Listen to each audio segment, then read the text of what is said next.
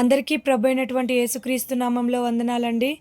ఈరోజు మనము machinery Eric లిడల్ జీవిత చరిత్రను తెలుసుకుందాం. ఎరిక్ లిడల్ 1902 సంవత్సరం జనవరి 16వ తేదీన స్కాట్లాండ్లో జన్మించాడు.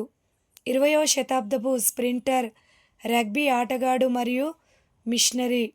ప్రత్యేకంగా 1924 ఒలింపిక్ గేమ్స్ 400 మీటర్ల రేస్లో స్వర్ణ పతకం, 200 మీటర్ల రన్లో రజతం సాధించి ప్రపంచవ్యాప్తంగా గుర్తింపు పొందాడు.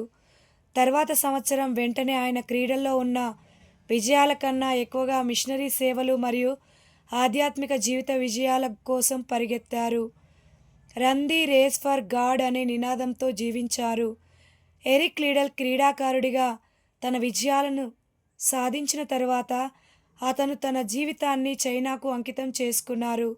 అతను 1925లో చైనాలో మిషనరీగా చేరారు. అక్కడ చైనా సదరన్ మిషనరీ సొసైటీతో కలిసి పనిచేశారు. ప్రధానంగా చైనాలోని హాన్ ప్రజల కోసం పనిచేశారు.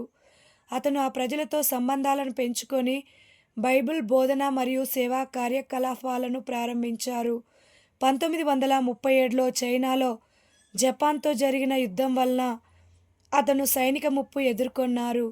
1945లో ఎరిక్ లిడల్ చైనాలో ఒక శిబిరంలో మరణించారు.